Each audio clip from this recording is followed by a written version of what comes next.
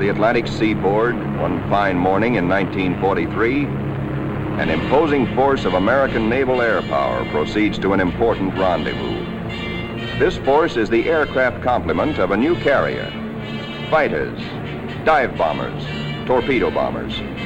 With the air group commander leading everyone, they're flying out to sea to join the ship which will be their floating home and fighting base. He is one of many carriers which the American people have built since Pearl Harbor to destroy the enemy in his own part of the world, far away. And there now is our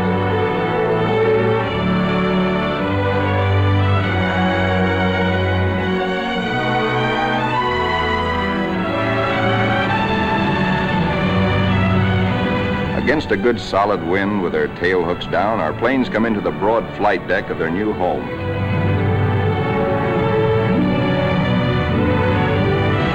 In case the plane's hook fails to catch the arresting gear, there's a series of stout wire barriers.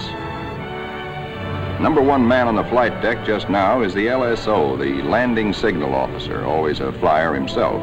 Like all aviators, he'd much rather be flying.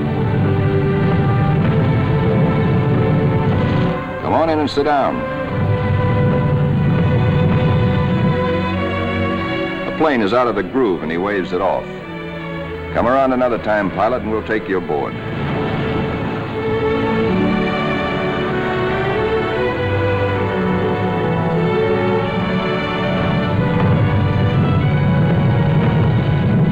When planes land, they taxi quickly forward out of the way. Later, they'll have to be shifted to the stern and rearranged in proper position for takeoff. This is called respotting the deck.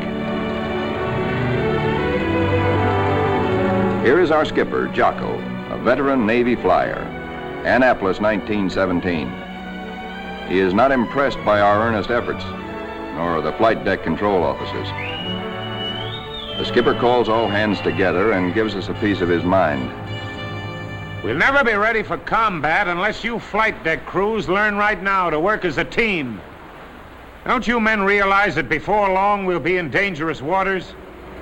That's too slow. Bear a hand.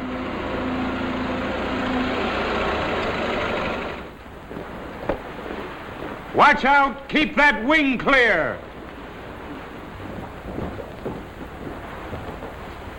Get it over to starboard. Way over to starboard. Come on, get the lead out of your pants. Now this is the way your deck should look when you're ready for action. Our ship, our fighting lady, is enormous, wonderful, and strange to us. From stem to stern, the entire ship is a honeycomb of watertight and flame-proof compartments. Far below the waterline are engine rooms, fire rooms, fuel tanks, magazines packed with enough assorted high explosive to blow us all to kingdom come.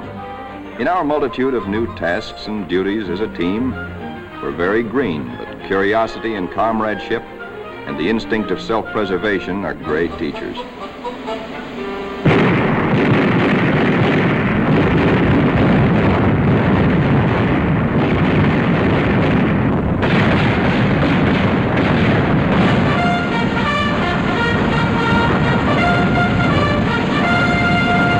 Some of us have to master the delicate and complicated instruments which control the fire of our 5-inch batteries, the guns that must defend the fighting lady when enemy dive bombers and torpedo planes attack.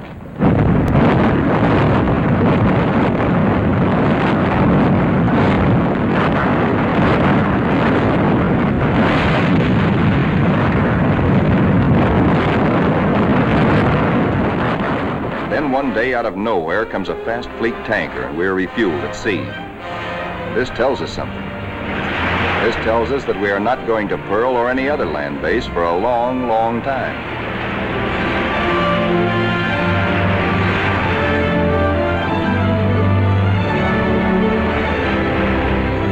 Besides our skipper, we have an admiral aboard, a sea dog who's been a naval flyer for nearly 20 years. Until now, only these officers have known where we are to go. But now Jocko, our captain, confers with the air group commander and reveals the plan. The fighting lady has been ordered to make a strike. She will pass through waters where no carrier task force has ventured since the bloody Battle of Midway. Remember, this is 1943, long before we took the Marshall Islands. Weather studies are made, and though this is a daily routine, somehow the whole ship senses that something is about to happen. Even before the news is broadcast to all of us, there's a new tension and atmosphere of expectancy. And then we are told we have traveled more than 7,000 miles from Panama, so that tomorrow, August 30th, 1943, we can strike the Jap base at Marcus Island, deep within the enemy's ring of defenses. The evening before our first strike, the Air Group Commander briefs all his pilots with maps and the model of our target. We are sticking out our necks to within 1,000 miles of Tokyo to divert the Japs' attention from other American activities far south and east of Marcus. Those of us who have never before been in battle, that's most of us, ask a lot of questions of those who have seen action. Rear seat gunners, don't break off until you're practically on the same course and right astern of the enemy. Then push over fast. Before dark on the eve of battle, our planes are loaded with bombs and gas. So that each plane will be in its precise position for a speedy takeoff, we spot and respot our deck.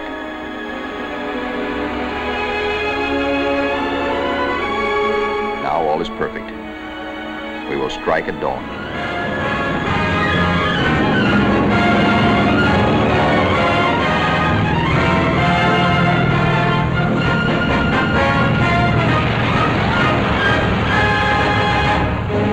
The fighters take off first to form cover aloft for the other squadrons.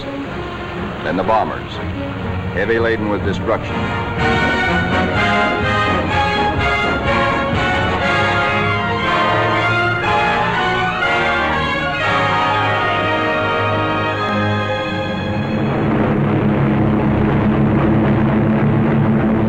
As our first fighters race in toward Marcus Island, they stay low, hoping to escape detection by the enemy's radar. Then they climb suddenly and dive in a surprise strafing attack on the enemy's airstrips. These red balls floating up at us so lazily are anti-aircraft fire. There is 3 times as much of it coming up at us as we can see, because only 1 shell in 3 is a tracer. What look like fiery pollywogs are tracers from our own wing guns. The ack-ack is much heavier than expected, but through it we go to knock out enemy bombers on the ground. All through these battle pictures, realize that we are looking straight down our own gun barrels. These pictures are taken automatically by the same mechanism that operates the guns. Pictures even shake with the gun's recoil. Our eye is now the very eye of our fighting airplane.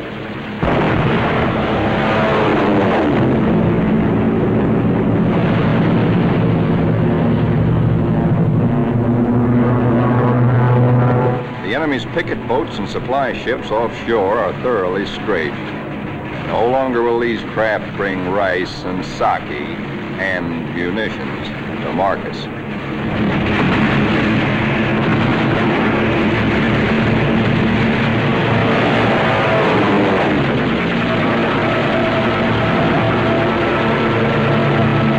Flying higher, see the island beginning to burn. A moment ago, it looked like a little jade trinket in a cobalt sea.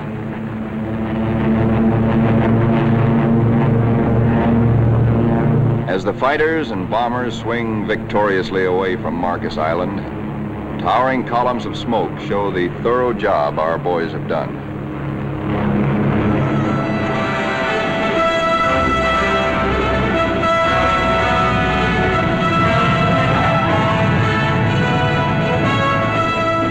As our planes come aboard, there begins an operation almost as exciting as the attack itself.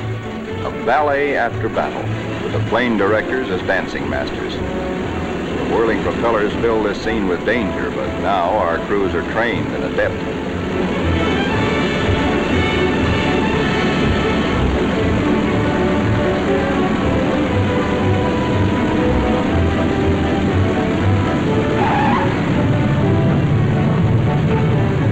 The landing signal officer performs an eloquent adagio on the fighting lady's stern. warning to the rest of the cast to stay off stage until a limping member can be led out of the way.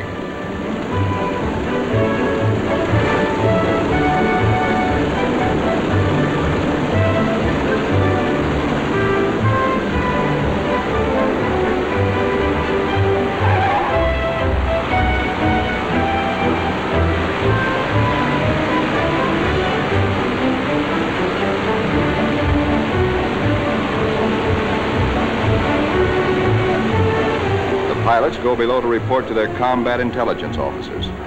They have hot news, good news. They tell what they saw and did, how many rounds of ammunition they fired, how many bombs they dropped, what they hit, what they noticed at the target that was new and different or that may need hitting again. As the reports are added up and our combat photographers develop their pictures, the story becomes better and better. Every single Jap bomber on Marcus has been destroyed. 80% of the shore installations blasted or set afire. Hangars, radio stations, gas dumps, ammunition dumps. Marcus is now a lovely mess. In the radio plot, Smokey's worried.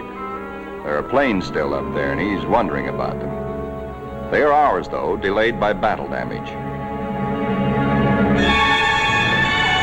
Landing a shot-up plane on the carrier is a crucial test of how well-trained, how alert and steady a naval flyer is.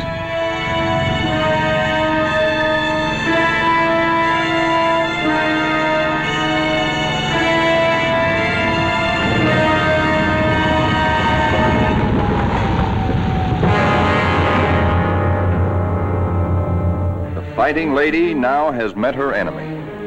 In the wardroom, the pilots who this morning felt new and nervous now talk like veterans. We have been baptized by fire and have survived nicely. We of the Fighting Lady are growing up.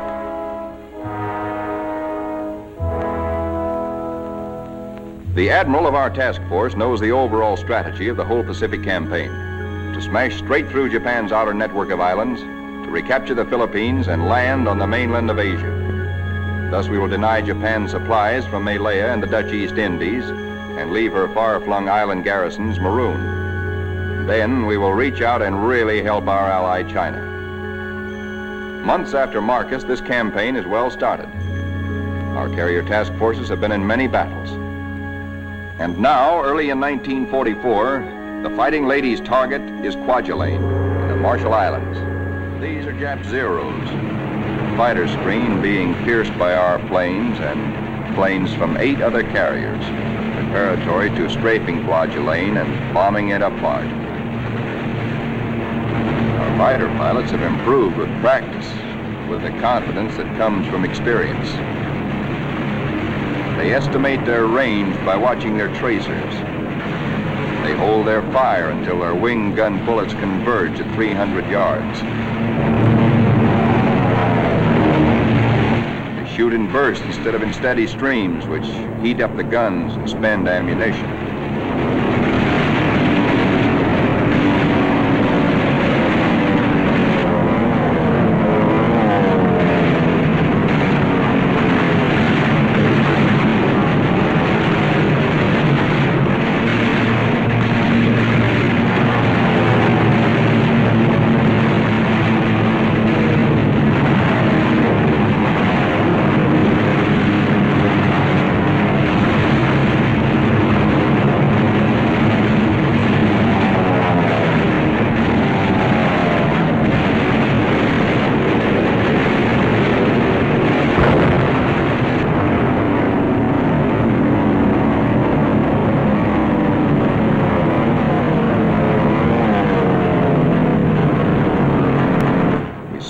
Kwajalein burning very satisfactorily.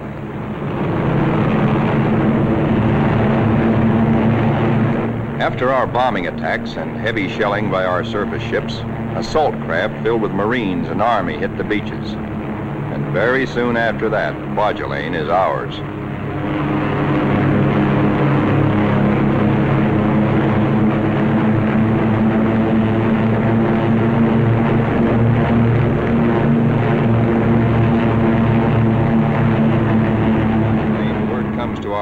That a truck Japan's huge and secret naval fortress 1,400 miles to the west, there apparently are some heavy units of the Japanese battle fleet. Perhaps we can surprise them. Again, the Fighting Ladies Squadron and squadrons from other carriers take off for combat. A lot of mouths are dry at the thought that our target is mighty truck. The rear seat gunners look back at the Fighting Lady, wondering when and if they will ever return to her.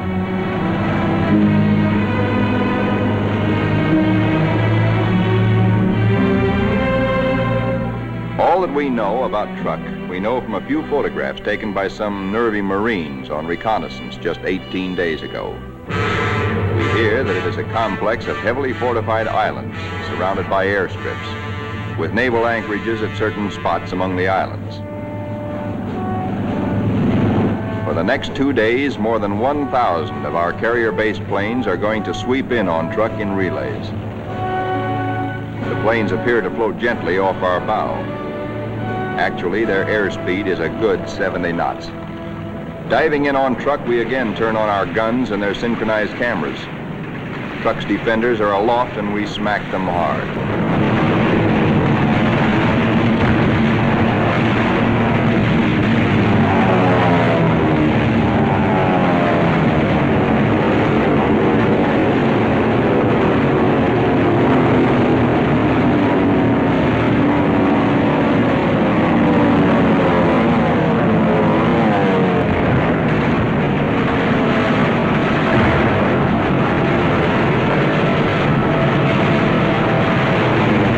Hearts that were in men's mouths before this strike began now settle back into place and are singing once more. There's something really grand, something historic about diving in here on this place which Japan has been building and guarding jealously from all but Japanese eyes for 20 years. We dive right in low and take a good look at fighter strips, bomber bases, and seaplane ramps.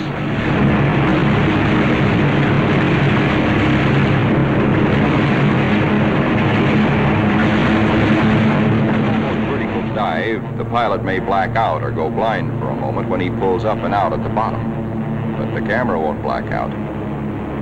It cannot see the landing of our own bomb, for we'll be up and away before that reaches the target, but it records the hits of other planes ahead of us.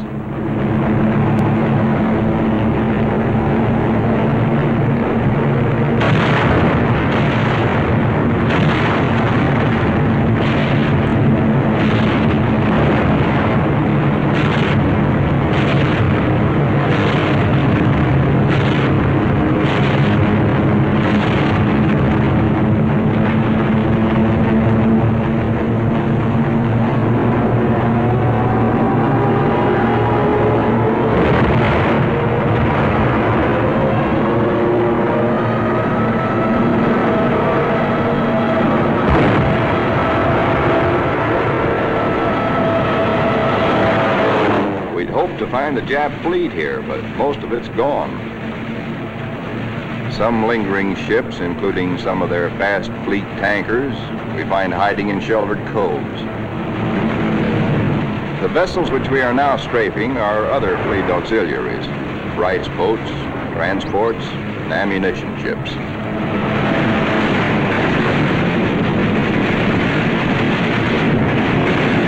With bursts of 50 caliber incendiaries and armor-piercing slugs, we set them on fire, rip them open, often wide enough to sink.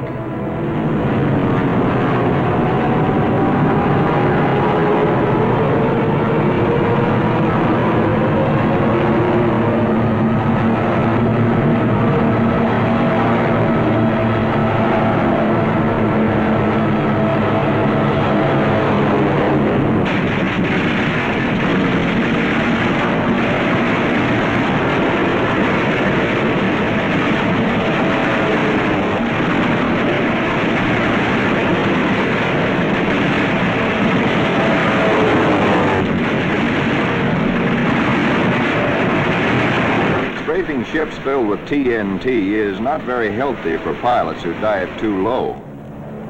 but it's hard to tell who's carrying what until the big bang comes.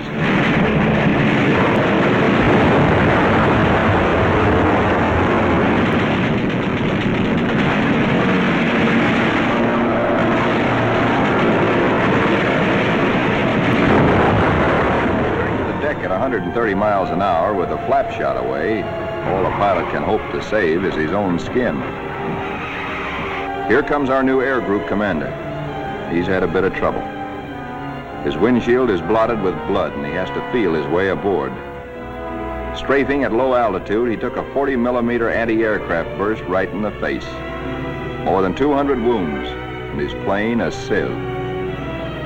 But he'll live to fly again. Some planes will not return, but others come back and land somehow, anyhow. Considering the toughness of truck, our losses are astonishingly light. No time is lost getting casualties below.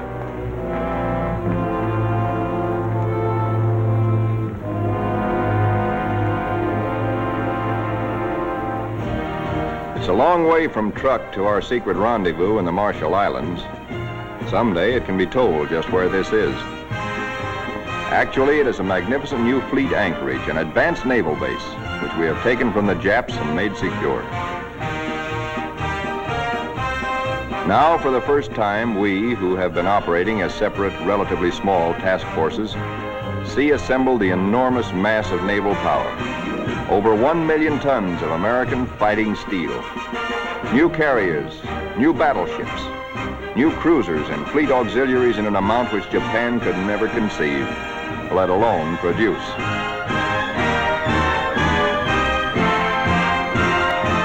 The skipper, Dixie, is an old hell-diving Navy pilot. In their battle caps, he and Admiral Mitcher look like big league baseball managers. Northwest we steam, and never before in history has an ocean borne such a weight of naval power. Not a Jutland, not a Japan's proud boast, Tsushima, was there anywhere near the force with which we now assert that this is our ocean. This is our air. And we're seeking the Japanese battle fleet to prove it.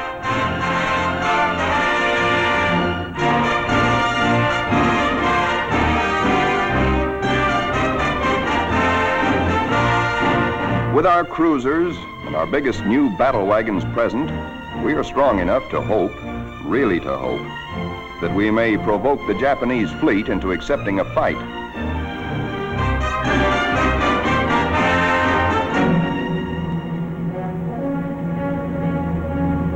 We're joined by plotting Coast Guard and Navy transports. The Marines again. So another amphibious assault is cooking.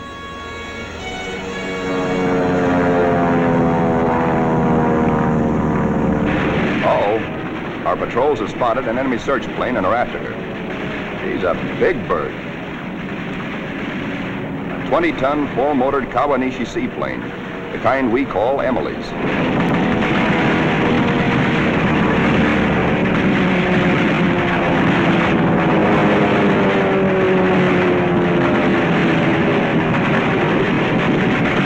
Miss Emily's a tough old girl.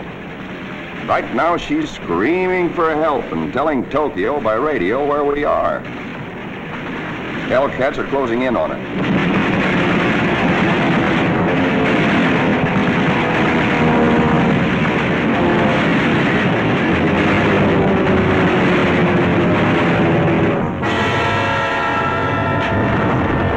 So long, Emily.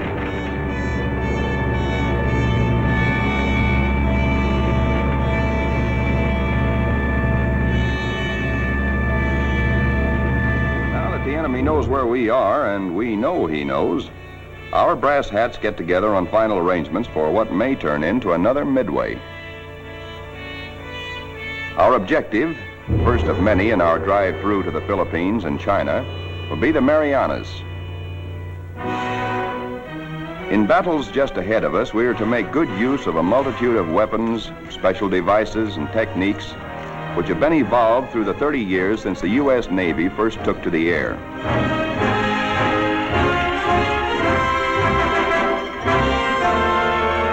Not only did our naval flyers create the aircraft carrier itself, but it was they who devised the torpedo plane and invented and perfected dive bombing.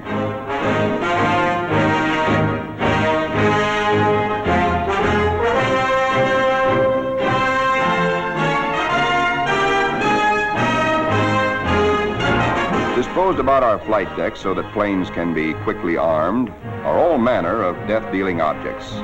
500, 1,000, and 2,000-pound bombs. We have torpedoes and incendiaries, and the kind of anti-personnel bombs we call daisy cutters.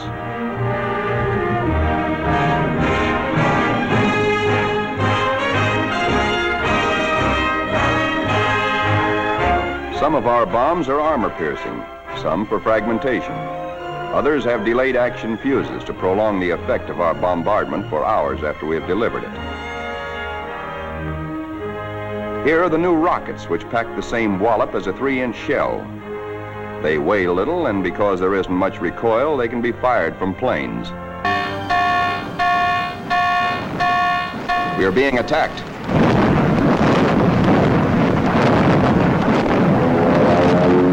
We are being attacked by Japanese torpedo planes skimming in after us, wing to water.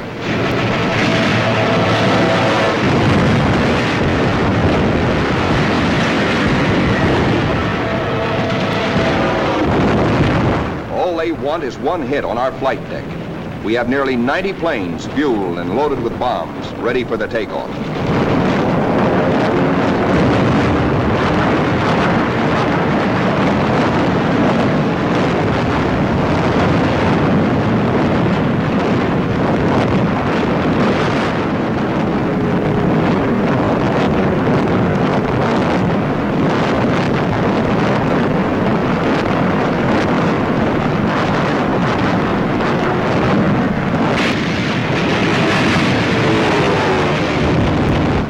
Surprise attack, 19 Japs are polished off by our ship's batteries. Not a single carrier is hit. We have been fortunate. So now commences another major moment in the fighting lady's career. Flight quarters sounds. In this modern warfare, the young plane captains are to their pilots what squires were to armored knights of old. In this operation, typical of many more to come, a lot of other fighting ladies will be involved. And nearly 2,000 carrier-based planes, all of them attacking in air groups like our own.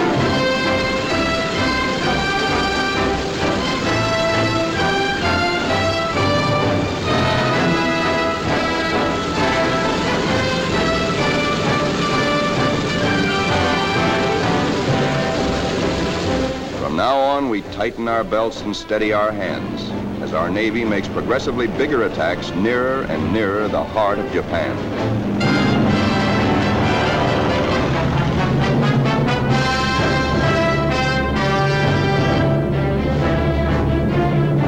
At his post and radio plot, tracking down enemy planes and cursing the luck that keeps him out of the air, Smokey chafes at being grounded on a day like this, especially when targets are juicy ones. All the Jap air bases and military installations in the Marianas, and a special prize package, Guam, the island which we did not fortify, but the Japs did. Now comes word that the Japs have sent strong air reinforcements to Tinian, which flanks Guam. Again, our synchronized cameras record, as no human eye and memory could record, just what our guns and bombs do to the enemy. These pictures enable our air combat intelligence officers to assess the damage as we swoop down upon Tinian.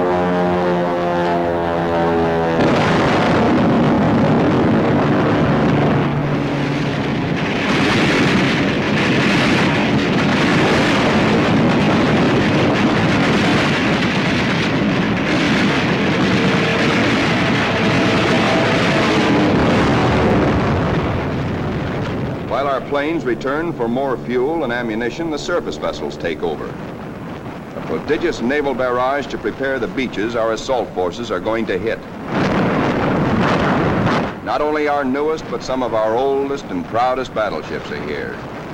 The Colorado, the Tennessee, and the USS Pennsylvania, flagship of World War I.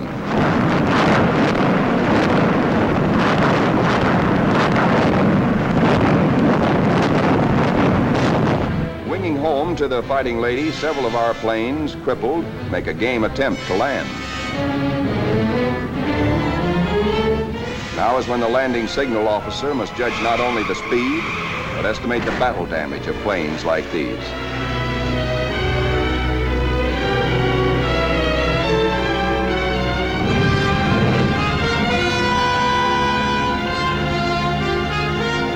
And flight deck emergency crews, firefighters, rescue details, and medical corpsmen exhibit almost incredible courage.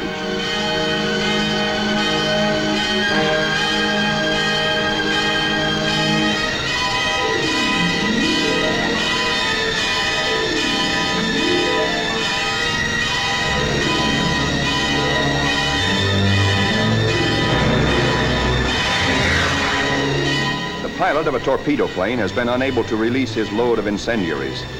Burning thermite is spilling out at incandescent heat.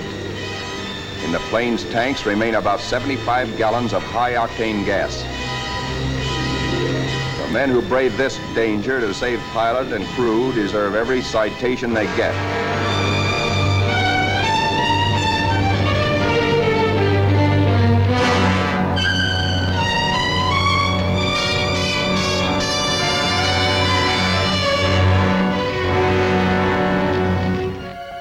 In the ready rooms, intelligence officers question battle-weary pilots.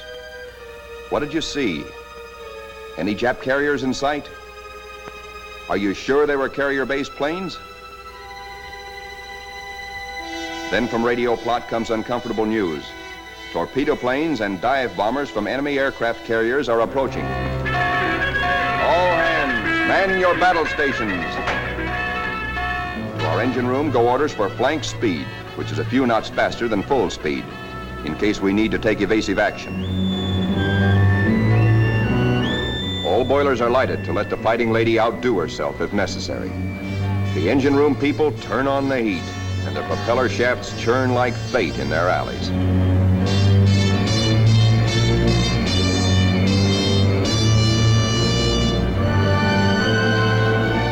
The Fighting Lady leaps through the sea on her guard.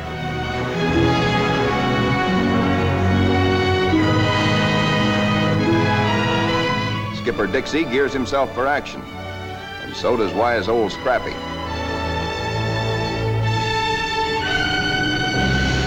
And now, here they come.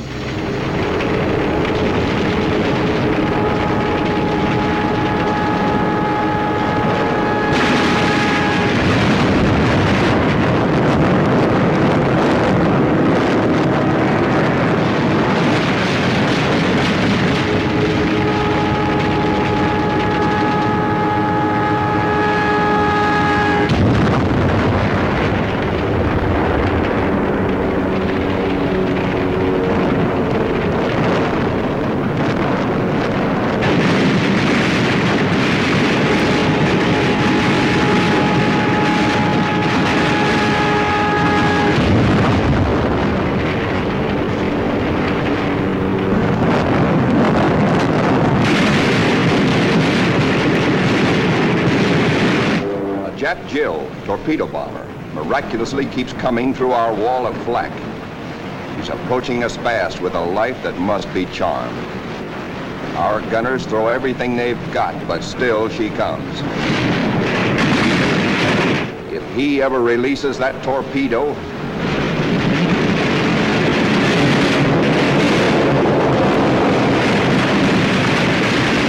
she missed us. Either the pilot was already dead or his release gear jammed. Smokey, the pride of Arkansas, hears about that one. He almost takes off. Now our reconnaissance has spotted the Japanese task forces. This is the moment we've been fighting and praying for. Every plane that can fly and every qualified pilot is ordered into the air. At last, Smokey gets his chance to fly again. Pilots, man your planes. Pilots, man your planes.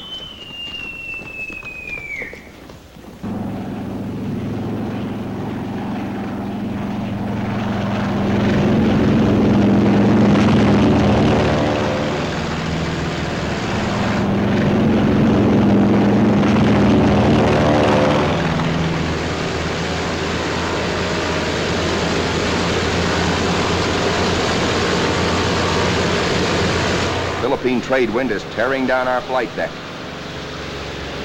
Our planes strain forward to rise into it. Our entire air group thunders out behind the group commander. Now our fighters run into a smoke of Jap fighters, mostly Zeros, sent up to intercept our attack on the Japanese fleet. A mad aerial scramble begins, which the boys to this day still call the Marianas Turkey Shoot. 369 Jap planes are shot down in this single day, to our loss of 22. Japanese plane makers have sacrificed strength and firepower for agility.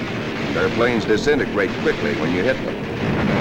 They have no armor plate, as ours have, nor are their gas tanks self-sealing.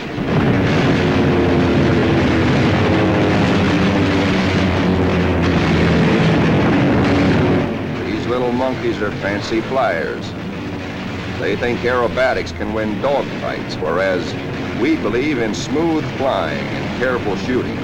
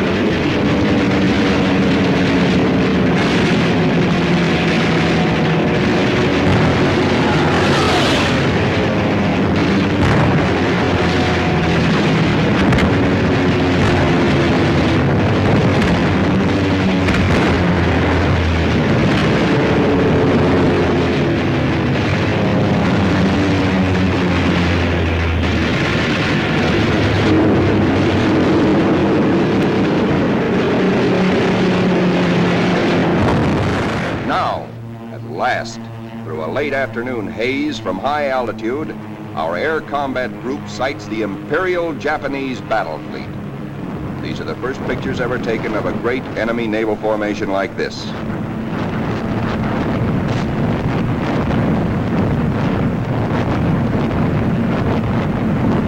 There it is, that Imperial fleet, crawling around below us in violent evasive action. Us looking down on them in the seas they think they own.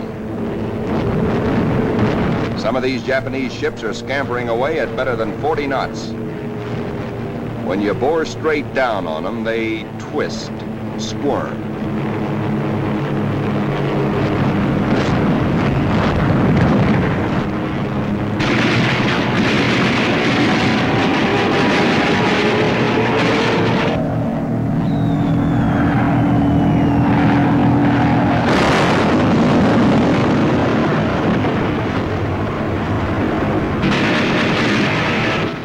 A big destroyer at the bow, hoping to shoot out his bridge, and he shoots back plenty.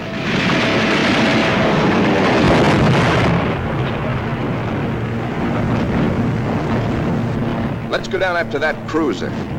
He answers us emphatically from the forward turret.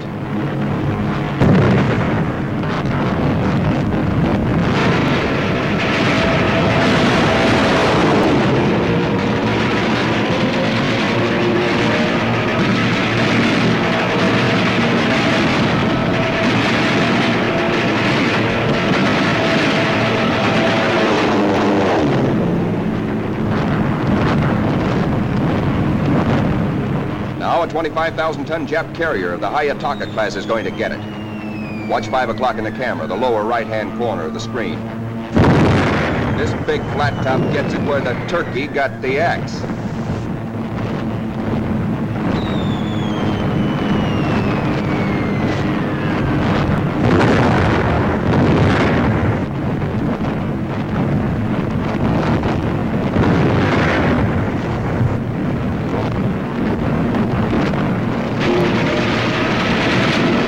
Touch off some of these babies. Just watch this one. And now we come home from the Battle of the Philippine Sea. 17 Jap warships have been sunk or severely damaged. Several of our returning planes have been badly shot up. A dive bomber comes in out of gas. He pulls off to starboard, but noses over because his wheels are down.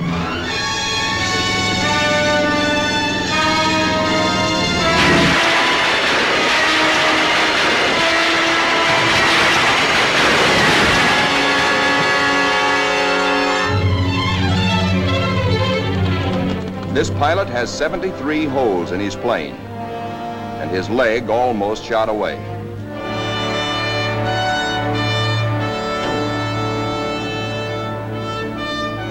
To clear the deck for other planes, number 30, badly damaged, is jettisoned, given the deep 6.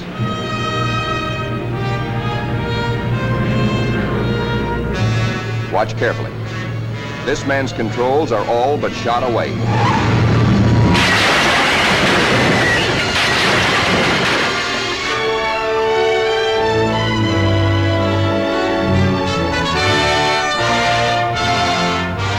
Steps out of it, smiling. And now it is time to paint up the scores. On this fine morning, just a year after being commissioned, the Fighting Lady is beginning to look like a stamp album. She has done her share, amassing Task Force 58's grand total of 757 Jap aircraft destroyed in a 2-week turkey shoot.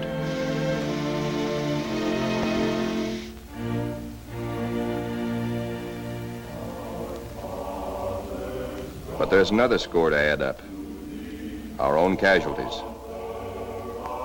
Quite a few faces are no longer with us on the Fighting Lady. Among them, Commander Upson, skipper of our torpedo squadron. Lieutenant Pappy Condit. Lieutenant John Meehan. And that fightingest gentleman, Lieutenant Smokey Stover. Yes, Smokey's missing too.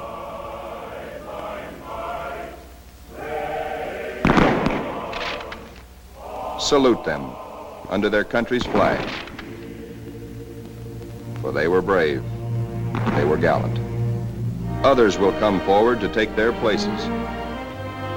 For the battles we have fought on the seas and in the sky are only the beginning.